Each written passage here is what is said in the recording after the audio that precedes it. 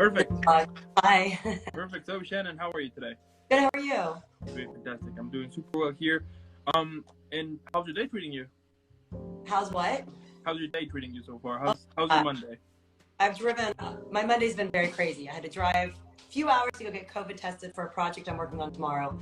And just got back home. And I took a quick hour and tried to look my best for you, Dan. Oh, thank you so much. I do appreciate that a lot. And, you know, what better way to start an epic week with someone as epic as you? You know what I mean? Yeah.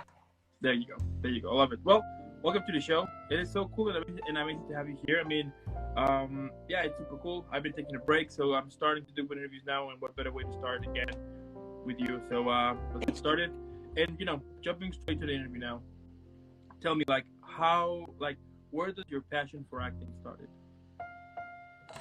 I guess, you know, when I was young, when I was a little girl, I always pretended like I was in a soap opera or something. So I would act like I was dying.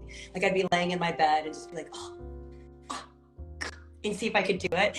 And then I would always try to make myself cry.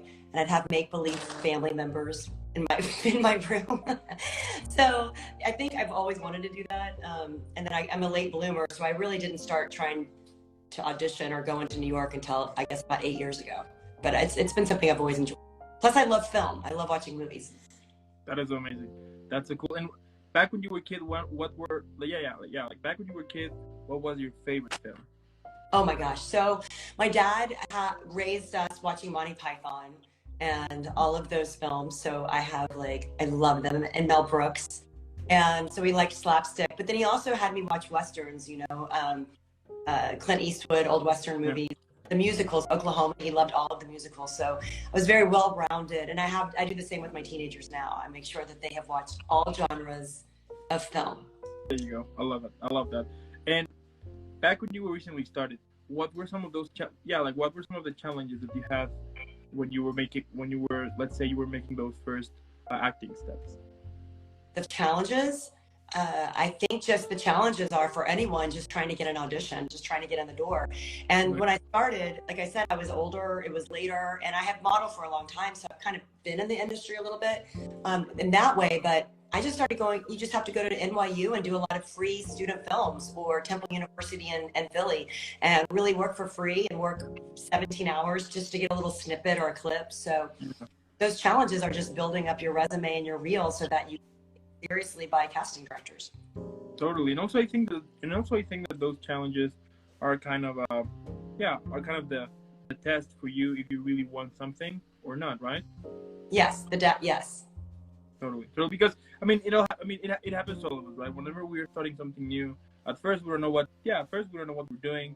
It tends to be a little super discouraged. But I think what I ended up learning, or try to see it that way, it's to take like those challenges kind of as a test to see how much you really want this. And if during the way you say, like, you know what, no, this is not for me, I'm just gonna switch to other thing, then that's fine. But then that will kind of the test to be like, this is not for you, jump to something else. So that's really cool, the fact that you basically kept going. That's really impressive. Now, like, how you usually prepare a character. Now, I understand, of course, that depends on the role, but for you, what are some of the first things you always do in order to kind of set your mind to this journey of character creation? So do you mean like in terms of any time when I'm auditioning, or for the film, for when I'm booked on something in general? Mm-hmm. Yeah. I don't know. A lot of times I've heard this before from other people. Like, sometimes you look at a character and you think there is nothing about you in this character that you can relate to, but then you realize you can. You know, you find something in that person that, you know, you can kind of put yourself in their position. I'm playing like an abusive alcoholic mother. You know, you can put yourself in the position of someone who's experienced that, even though I'm, you know, thankfully not one. You just try to be really empathetic to whatever character you're playing, and just really, it's just make believe and being true to what you think that person would be, you know, out of respect for whatever the character is that you're playing. If you are playing an abusive alcoholic mother, have respect for that person that actually is out there struggling with that, if that makes sense. Totally. Yeah. And during that process, what are some of the things that you enjoy the most when you are creating a character? I think I think for me, it's very like a lot of self-reflection or being able to purge my own like different trauma or things that I've dealt with, ways to deal with things in my life from the past. So there's certain situations where I've been able to express myself in a way through a character or a film in ways that I really wasn't able to in my own life. So I think that I kind of lost my train of thought a little bit, but that's, yeah. There you go. There you go. I love it. Now, let's say that one day I call you and then I tell you, guess what? I'm going to play a character. Now I only have 15 minutes of experience. That's it, basically. Or I think 10. Anyway, but based on what you know, what advice could you give to me so I can prepare a character? I think it's not so much preparing a character. I heard somebody, Will Arnett on Smartless podcast, he said, don't deconstruct the character. How about just constructing it? And I thought that was so true. Like we always think as actors, like I've got to deconstruct the character. I've got to take the script and deconstruct it. Like, why don't you construct the character? So, you know, for you, it's your words. De Niro said once, oh, sorry. Robert De Niro, I heard say once, anything that you don't mean. So when you're creating a character, you're creating someone, then just speak truth, speak the words. Don't say it if you don't feel it. So it's not so much like creating this whole character, which is very important, obviously, but it's also just being really truthful in your heart when you're saying the words and really listening to the other person. It's more simple than we make it out to be, I think, sometimes. Yeah. Okay.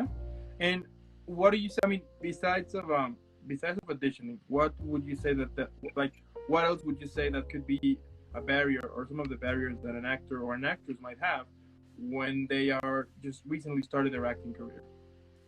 Oh, well, there's like a million barriers, but keep on. I mean, barriers can be just, first of all, like you can have a certain look. Like I caught pigeonholed a lot as like the affluent Upper East Side snotty woman.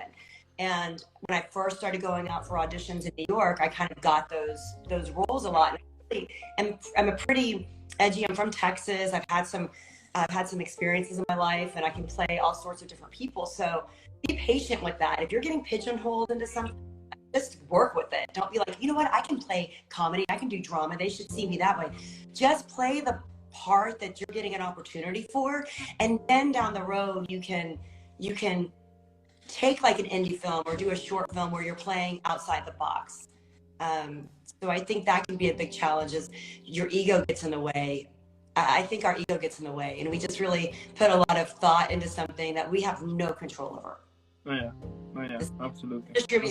We have control over showing up to the audition on time, putting in a good self-tape, being prepared with the lines. Those are the things we can control. Other than that, there's not much we can control. Yeah, absolutely. How cool. I love it. And now, if you could describe a film, but check this out. Basically, this film would be all of the characters you have played at the moment, and those characters are going to gather to celebrate your birthday. So basically, it's going to be your characters and yourself to celebrate your birthday. Tell me, what would be the name of that film? And my daughter just popped up that says, "That's my mom." Hi, Kendall. She must be watching this. So the name of the film, I was thinking that. My husband, I asked him that, and he said, how about One Flew Over the Cuckoo? One Flew Over the Cuckoo's Nest too. Okay. Because I like it. I played so many different of people that I have a personality. So I feel like it could either be that or multiple personality. Okay. Fair enough. All right. Now, what about describing? By the way, that in the background is it's one of my dogs. I mean, I live with 3 dogs, so it's kind of impossible to make them quiet, especially if they're like neighbors walking here and there. You know how it goes. Yeah. Okay, but if you could describe your career, your whole acting career, either on a drink or even a meal, tell me, like, which one would you choose? Well, I think on a drink it would be a tequila martini because it makes me happy. Okay. I like that. It's fresh. It's cool. Yeah, especially during this crazy weather right now. My husband makes a little seltzer, a little tiny bit of Espolón tequila. So that's how I think of my career. Proud of it. I can get frustrated with it like everybody else can when it's quiet and you think, oh, I'm never going to work again. But for the most part, it makes me pretty happy. Perfect. Now, like, what motivates you? You know, we all have those days in which we basically want to quit. You know, I mean, Yeah. it's so interesting because regardless of how things might be, I mean, things might be good, and you still feel like it's not working. I mean, you start to feel miserable, and you start to think I should quit. Now, Yes. for you, what motivates you so you can continue on this journey that you have been creating for so many years now? It's funny. I say when you think you're going to quit, and you're like, that's it. I'm frustrated. I've gone on a million auditions, and I'm not getting feedback. That's it. And then you book something. So, you know, what keeps me motivated is honestly, like I would say that the last 6 months, 8 months, just stopped. I heard Jack Black one time say, like, he just wanted to do the best audition ever, and he could care less if it or not. So I started to think in my mindset, like, you know what? I freaking love that audition I just turned. That's who that person is. That's how I played her, and I don't care if anybody likes it or not. But you know what? Somebody saw it. The director, who's a famous director, just may have possibly watched what I did, and they may have hated it, but hey, man, it got in front of them. So it's just turning your mindset around and being positive in an industry that really can really bring you down, because it really is not, you know, it's like that in any field though, you know, being a doctor, it's competitive. So you just have to stay positive and just switch your mindset. Yeah. Okay. And my last question here is, what can we expect from you in the future? I did a film. It was just premiered at the Brooklyn Film Festival. I play Rosanna Arquette's daughter's, her actual daughter. I play her mother, and it stars Sean Penn's kids, Hopper and Dylan. And it's called Signs of Love, and it won Best Director at Brooklyn Film. So that was cool because Sean Penn was at the premiere. It was really neat. And Philly Christmas, I play opposite Robert Clohessy from Blue Bloods. So that'll be, I'm playing Martine Reed. I'm playing, you know, Philly mob boss's wife. So I have the accent. And that'll be a Christmas movie. And I just shot FBI last week, which was a small like, star, but super, like a really fun part. And I just got booked on another film that I'll shoot in the fall, like another of Catherine Daddario, who is an up-and-coming actress. So I have quite a few things. It's really cool. That's so cool. Yeah, that's so cool. I mean, you are basically killing it here. That is so amazing. And you know, the fact that, I mean, you basically are showing to all of us and to those who are listening it later or watching it later, the fact that dreams can come true, you know, and the fact that that there are like a lot of upcoming work for you, that is so amazing. And as I said, it is super inspiring because you show us that you can do it, and it is possible. But yet again, I mean, you need to work a lot to make that happen. Yeah. Right? Definitely. And it is for anybody that's listening right now that wants to get into this business or is in this business and is frustrated, it can happen. You just kind of just make it happen. And your connections. Whenever you show up on set, nice to every single person. I've had situations where I would have never guessed it was the director. And you know, and you're like, oh my gosh, that was the director. You never know who anyone is on a set. I don't get one. You show up, you're kind. Realize all your friends are picking you up. Everybody can do it. Yeah, absolutely. I mean, what can I say? I mean, at the end, what you do, it's amazing. I love it. I mean, and it's more than obvious, right? It's more than obvious that a lot of people at some point, everybody's gonna know about you. Everybody's gonna know who you are, because the fact that you're doing what you like, what you love. I mean, as easy, as simple as it may sound, we all know that it takes sometimes decades or even your whole life to finally discover what you want to do in life, you know? And the fact that you're doing it right now, and as I said before, you are showing that dreams can come true, and that is super inspirational. And I challenge everyone who is listening to this or watching it later to just do what makes you happy. You know, if you want to be an actor, musician, even a lawyer, doctor, whatever you want, but just do what makes you happy, basically. That you're exactly right, Dan. Whatever, you don't want to have regret down the road that you didn't try something. So you're exactly right. Whatever the hell it is that you want to do, you better try it now, because life goes fast. Yeah. Oh yeah. Yeah.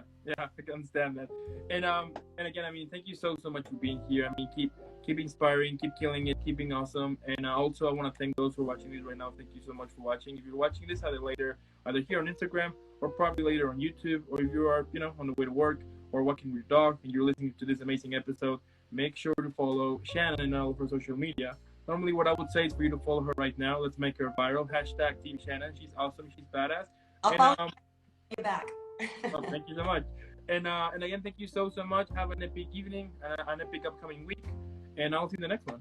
Yeah, Dan, thank you. It's so nice to see you, and I'll see you in the future. Thank you so much. Bye, everyone. Have a good one. You too, Bye. bye.